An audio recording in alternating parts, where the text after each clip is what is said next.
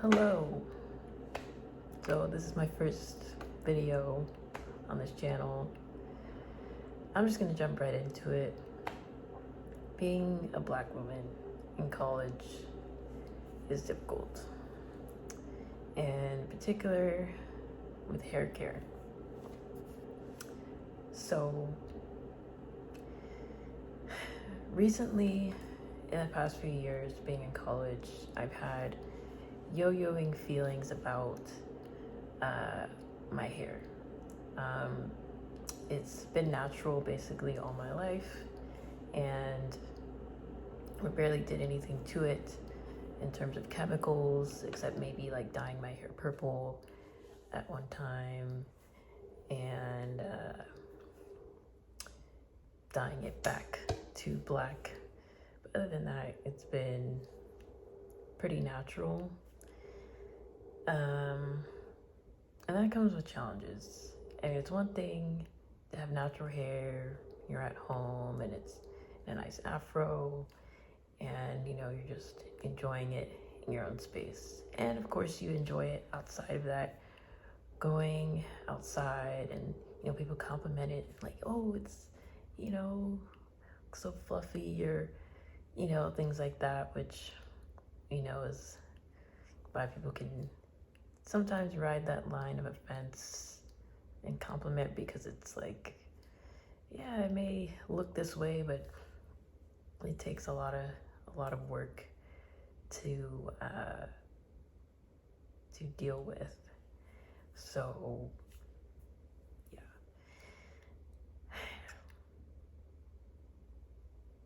taking care of your hair in college is hard, and I really started thinking about it when I got my hair done maybe about a month ago in Sacramento. And the first thing to think about there is my school is in a smallish sort of town.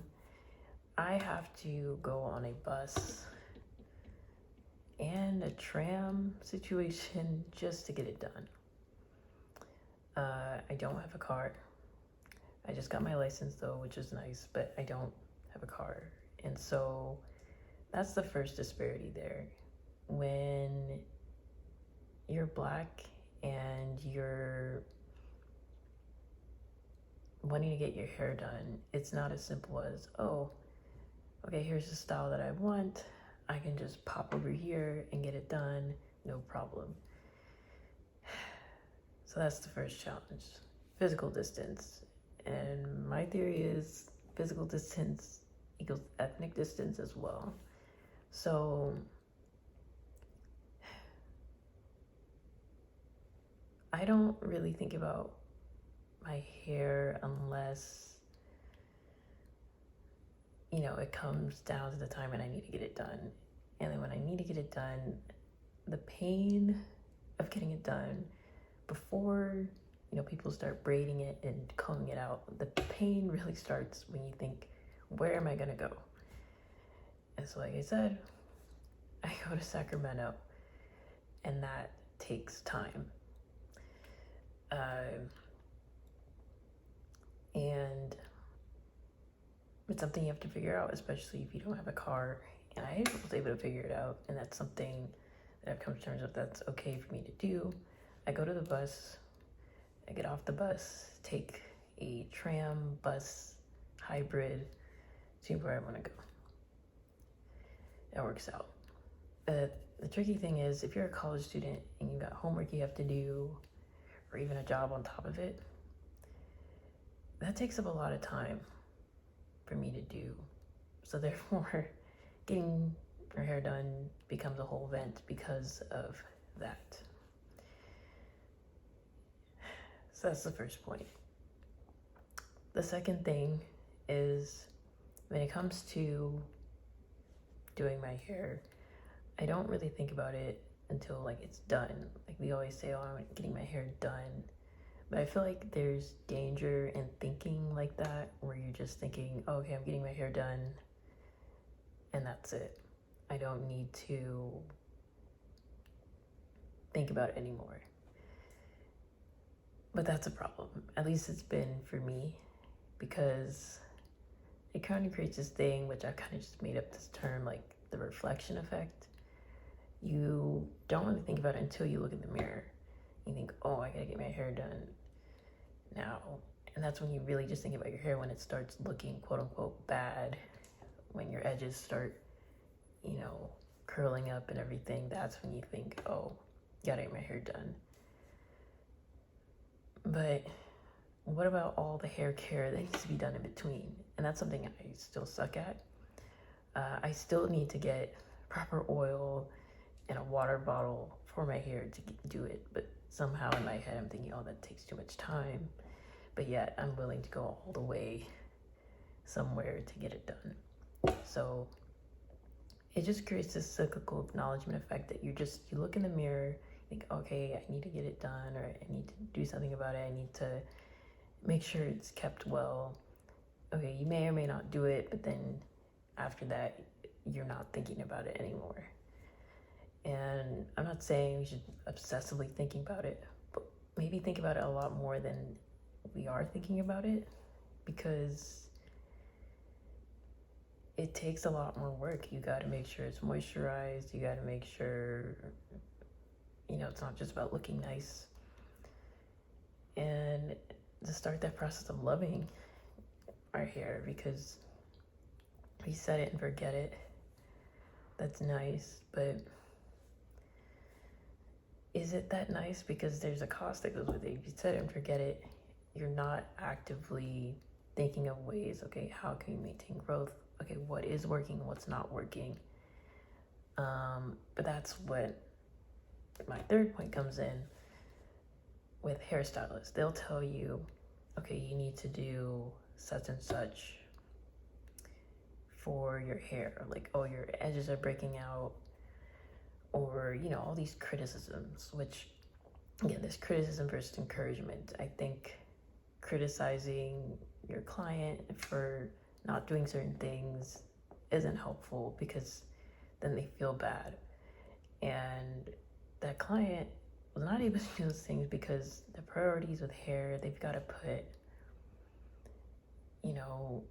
homework in school. That's the thing that comes first. At least that's how it was for me. That comes first in your head. So you're not thinking about hair care first. So you're thinking of all these quick things you need to do in order to just get it out the way, and okay, it's done now. But that's why I think it's not worth just waiting for the hairstylist to tell you, okay, this is what you need to do. It's helpful to start, but to start kind of knowing our own hair and knowing when, okay, maybe we need to try something different with this product or things like that. And in little ways, we may notice that if like some products flake in our hair and we think, okay, don't use this product. But even just more than that, just to really honor and respect our hair, because it does take a lot of work, but not seeing that as a burden any longer, but seeing it as something to cherish. Not saying all days you're gonna feel great about it.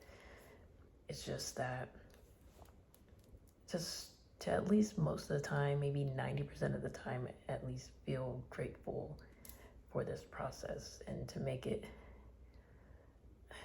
maybe game is not the right word, but make it just an encouraging process.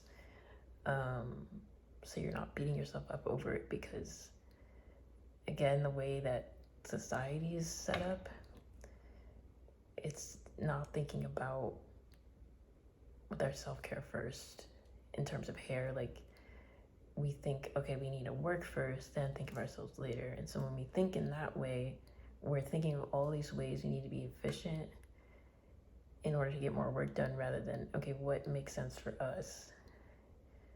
And then we can think about the work we need to do. So, yeah. But that goes on to my next point. We need to start loving the process and not just the product. Like right now, I love how these braids turned out a few weeks ago, and that's great. But then it's like the initial loving period goes away, and then it's like trying to take care of it. I can sometimes be lazy with it. It starts, not looking as nice as it used to. And then you start dreading your hair again and think, okay, it needs to get done. But it's like you've got to love all the processes of it, all the aspects that come with getting your hair done, the times when it may not look so great, the times when it does look good. It's easy to enjoy it, but you got to enjoy the process too, because you start focusing too much on, okay, it looks good right now, and then you just forget about it later. It's like this back and forth relationship. Like, you make yourself confused, kind of like, okay, do I love my hair? Do I hate it? Like, so just trying to be more consistent in that respect for our hair. So yeah, and trying to, again, acknowledge it. I said this a little bit earlier, but we kind of have a systemically racist daily routine. Like, again, the way society's kind of built, at least how I'm kind of seeing it, is we need to think about how can we be efficient at work first. Like, that's the first thing we base our days around, is how can we be efficient. So, and with us Black women, or just Black people in general, we think, oh, most efficient way, okay, let's get our hair done. We don't have to worry about it for 3 months. And that's great. But there's other things missing within that. Like, again, the steps in between, the process. You've got to make sure you're doing these other things, and that your hair should be a constant conversation. Again, not obsessive, but just like a natural sort of thing that you think about, beyond just that one day on a Saturday that you get it done. So that's what I'm coming to terms with, and that's my thoughts. Maybe you guys have some thoughts on this, on how us Black people should start approaching our hair in the future, and that I'm gonna try to start thinking about it a little bit more differently, even as someone who may not be hair trained. Like, that's not something I want to do for my life, but it is something I want to do for my own life. Even though it may not be something I want to do as a profession, I do want to start caring about my hair a lot more. So, all right. Well, that's all I have to say.